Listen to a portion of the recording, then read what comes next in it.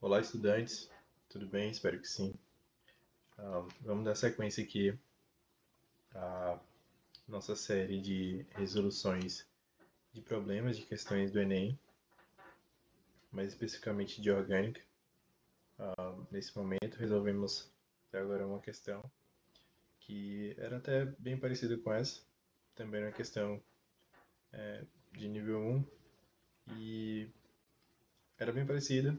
E quem assistiu a aula passada vai ver algumas coisas se repetirem aqui, só que de uma outra maneira. É a questão 103 de 2021 e a gente tem que levar em consideração algumas coisas nessa questão, porque às vezes a gente acaba se confundindo, né? Principalmente em química orgânica, e é bom a gente ter em mente que é sempre importante a gente ter o máximo de atenção às estruturas, ao que está acontecendo, o que aconteceu, o que era, o que se tornou, ou seja, ver essas mudanças ali, por mais que pequenas, mas ver como isso age no todo, né? Uma questão sobre isômeros. Para quem não sabe, existem diversos tipos de isômeros, mas basicamente a gente pode resumir isômero como sendo uma espécie química ou uma molécula que tem a mesma fórmula molecular, mas difere em alguma coisa ali na estrutura, na composição, e isso faz toda a diferença na forma como essas substâncias, essas moléculas reagem quimicamente. É parecido, mas não é igual. Tem alguma coisa que difere ali, né? Principalmente quando a gente vai olhar a estrutura ou a atividade óptica, também, assim, num quesito um pouco mais avançado. Mas, sem mais delongas, vamos direto para a questão 103, e vamos nessa. Uma questão importante, eu diria até, que trata de questões bem importantes. A icterícia, popularmente conhecida por amarelão, é uma patologia frequente em recém-nascidos. Um bebê com icterícia não consegue metabolizar e excretar de forma eficiente a bilirrubina. Com isso, o acúmulo dessa substância deixa-o com a pele amarelada. A fototerapia é um tratamento da icterícia neonatal, que consiste na irradiação de luz do bebê.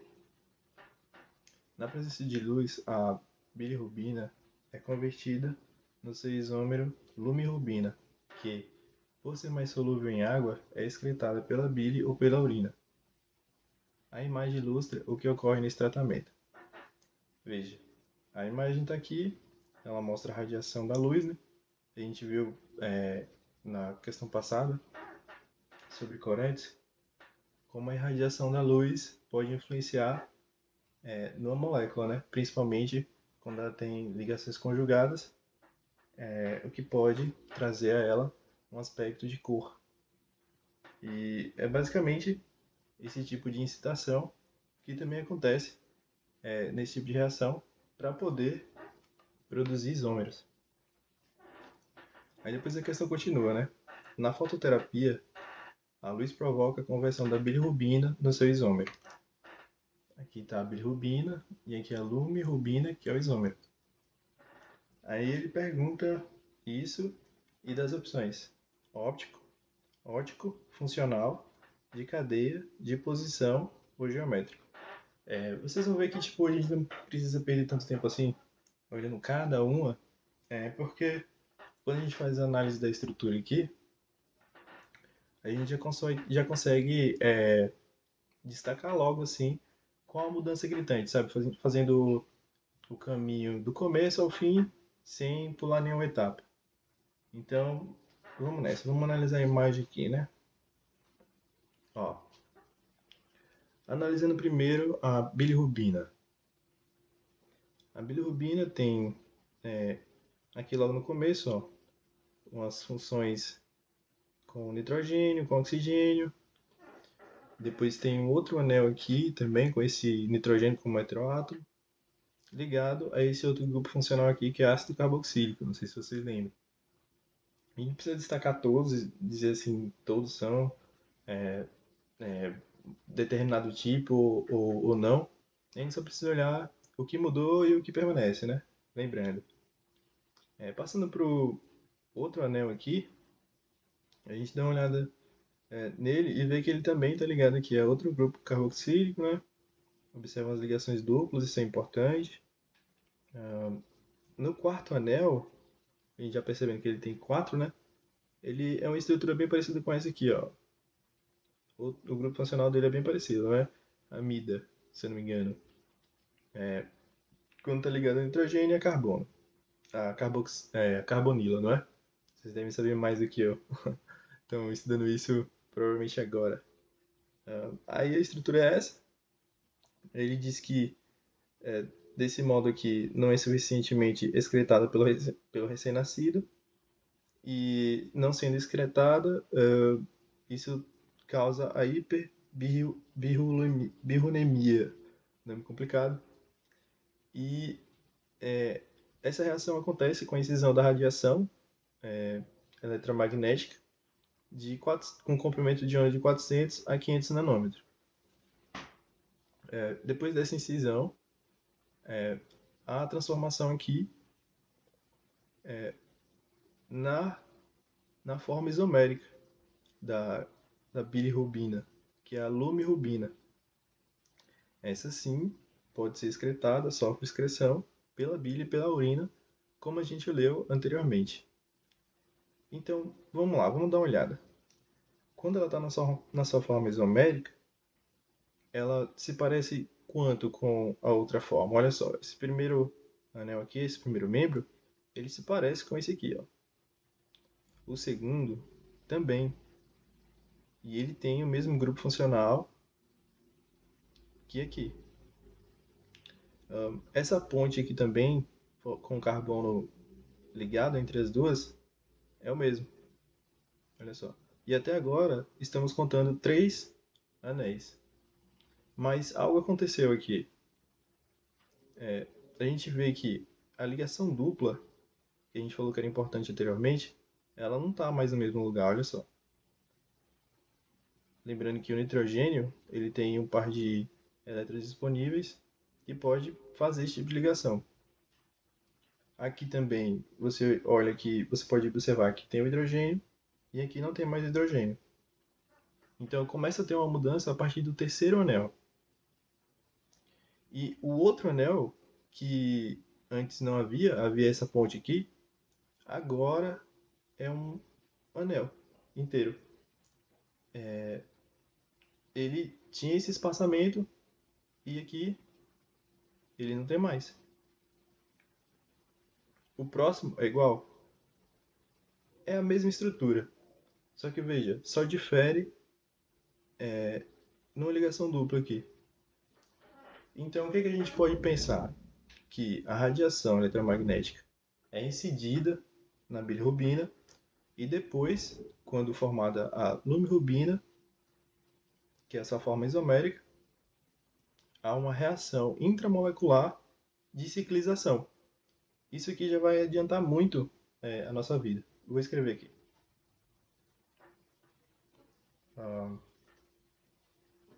Analisando a estrutura, vimos uma ciclização.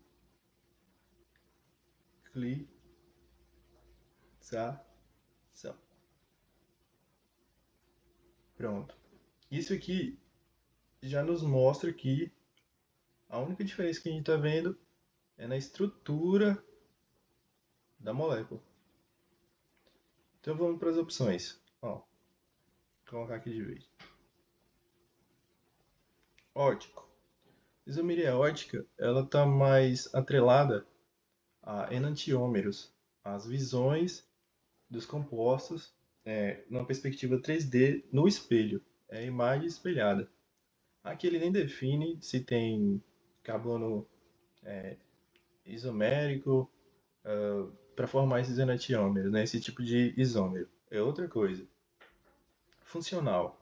A gente viu que, mesmo aqui, onde fica igual, né? Igual parcialmente, quer dizer, parcialmente igual, a única alteração que tem aqui é na ligação dupla. Ou seja, não muda no grupo funcional em si, né? Então, é, os grupos funcionais permanecem os mesmos, mesmo os ácidos carboxílicos, que anteriormente já notamos também, né? De cadeia. Bem, a cadeia, ele trata dessa cadeia toda aqui, ó, que são os anéis, são essas pontes. Isso sim foi alterado quando a gente percebeu que isso aqui tinha ocorrido, essa ciclização teria ocorrido. Então, a gente já pode definir aqui que de cadeia provavelmente vai ser a nossa resposta, né? E de posição, não seria de posição, porque a gente não vê aqui uma semelhança na fórmula molecular e uma alteração na posição. Por mais que tenha mudado uma ou outra ligação dupla aqui, a orientação parece ser a mesma e não parece ter movido nenhum tipo de grupo funcional aqui que poderia levar a gente a concluir que seria esse tipo de isomeria, né? Geométrico também não, porque a gente não vê aqui indicação, principalmente também, né, de se notar, apesar que tenha havido uma formação de ligação aqui, a gente não vê uma definição assim em relação à geometria cis-trans da molécula, por exemplo. A gente não vê isso acontecer. Então, dessa maneira, a gente pode perceber que depois da ciclização, a mudança foi exatamente na estrutura da molécula, na cadeia dela. E nos confere esse resultado. Letra C. Eu coloquei um adicional aqui, que seria a proposição do que acontece. Olha só. Quando a luz, a radiação eletromagnética, ela incide sobre essa estrutura, isso aqui pode ocorrer. Ó. O nitrogênio ele pode ficar parcialmente positivo, depois de compartilhar esse par de elétrons aqui para formar essa ligação dupla.